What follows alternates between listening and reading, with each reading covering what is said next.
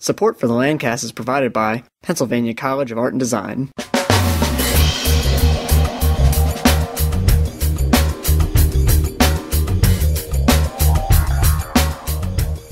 Welcome to the Lancast. I'm David Moulton. And my name is Immanuel, joining my friend David for Comic-Con. Welcome to one of the episodes recapping what's happening at the New York Comic Convention 2012. We hope you enjoy listening. Well, welcome back for day 4 recap of New York Comic Con with some slightly bad news. I don't know. Okay, so we set out this morning. We decided we were going to sleep in and then just go whenever, and then probably not stay for very long. Just go on the show floor, look for deals and stuff, and head home. But what happened is we got up. What time did we leave? Like 12? I think 11, yeah. 12 or so. And we went to lunch, and we walked to lunch. And which is my fault because I started us out in the wrong direction. Yeah. So we got a little lost. We had a great lunch, but only just walking to lunch, both of us are like, oh my goodness. Yeah, and I think the reason, the convention has been good, but it's just not as good this year. I think last year we would never have considered, skipping it in favor of our aching legs, but... Yeah, no, it wouldn't even have crossed our mind last year or the year before. The first year, I didn't have the right shoes at all, and I was in some serious pain. Last year it hurt, but we still did it. So we decided as soon as we sat down to lunch, I was like, Immanuel, I think I'm done, and he was like, yeah, I could kind of go either way. So I wonder what your listeners think. It's like, man, I tuned in for recaps, and all I hear is failure. Failure. I know. The thing, I think what we can do now is let's just talk about the convention. It was good, but yeah. I think what made it not as good this year, I think it really is the lack of the anime convention. Yeah. So didn't think we talked about that very much, but yeah, there used to be. Basically, years ago, this actually started out as an anime convention. Then they added the comic convention, which quickly grew much bigger. But up to last year, there was the big comics and general pop culture convention, and then you had the smaller anime convention in the same building on the side. Yeah. And so the first year that we went, the anime convention was... There are 5 downstairs halls. One's giant, like the giant showroom, and then one hall is dedicated to just lining up to get in the giant showroom, and then the other 2 are panels, and one hall was the anime festival. Then the following year, everything downstairs was panels except for the waiting room, and the anime festival was a smaller. Would you consider that 3rd floor or 4th floor? Yeah, way up there. Yeah, the top floor of the building. It's hard to say because the way the building's designed, what floor is what.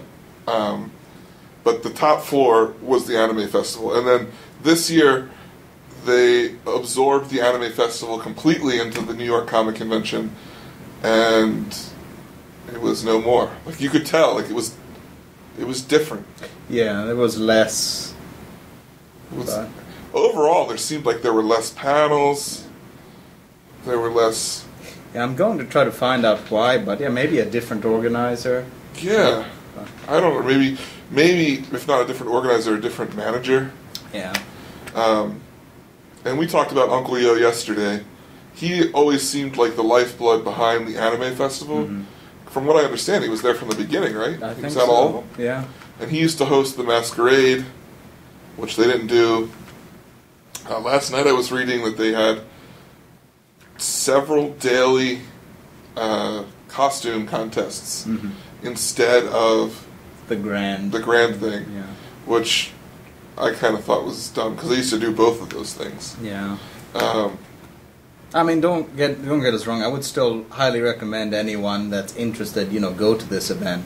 This is probably still the biggest and best on the East Coast, but it is kind of a shame. I hope it doesn't continue this direction. Yeah, I would say we sound really negative. That's just because last year was so amazing. Yes. It was so... And I'm not discouraged. I mean, I want to go next year. Mm-hmm. You want to go next year? Yes. Yeah. So, but if we were to go next year and leave with this same sense, then I would probably start considering, if not going at all, just only going for a day. Yeah. You know what I mean? Mm-hmm. Like just making it a day trip instead of a 4-day event. Yeah. I don't even know which day to go to. I mean, without the masquerade, you don't know who the panels really are until it's almost you have to have already bought your tickets. I mean, maybe Sunday would be best just because that's when you get the best deals to buy stuff. That's when there's the least panels. Yeah, that's when there's the least panels. Yeah, I don't know. So it's like you're paying to pay kind of a thing. I don't know. Friday, Saturday is probably still the best. Yeah. So overall, I mean, I've had a really good time. I think we got a lot out of the convention. I do think that maybe some of the spectacle might be gone for us. Yeah. Like we became desensitized in a way to the wacky, but Comic-Con or convention innocence is no more. Is no more. Yeah, I don't know, man. Maybe, and I think some of it had to do is overall the whole weekend. I think both of us have been kind of tired. So, yeah, that's just kind of our final thoughts. I mean, anything else to add, Immanuel, that you thought could have been done better, or you thought was good this year? Yeah. I guess not really. I mean, the show floor was still good. That was about the same. But. Yeah.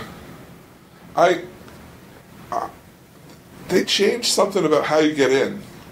Oh, yes, that was a nuisance. Yeah. Every year, we've just walked right in.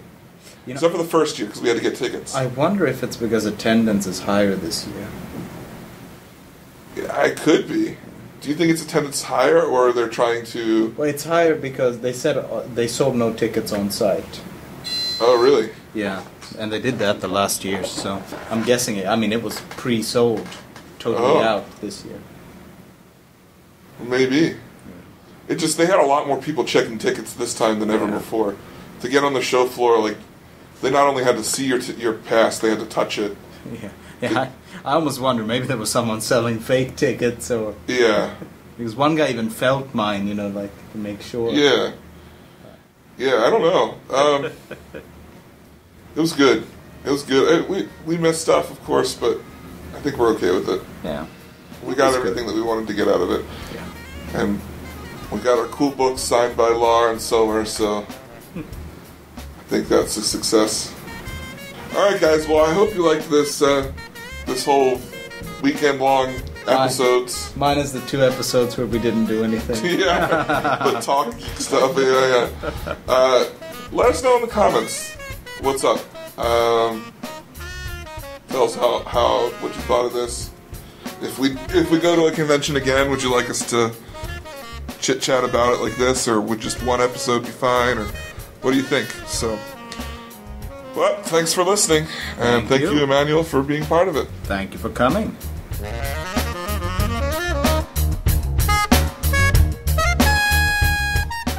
We hope you've been enjoying the Lancast. This episode was produced by myself, David Moulton, with show notes by Keith and Lauren Slesser. All pertinent links to this episode can be found in the show notes at thelancast.com. If you specifically liked this episode, we ask that you consider making a donation. Every little bit helps. Even $1 a show can keep us going. If you'd like to help support us, you can do so by going to thelancast.com/donate. And don't forget to subscribe in iTunes and tell a friend about the show. So, for the Lancast, I'm David Moulton. And I'm Keith Slesser. Asking, are you in the cast?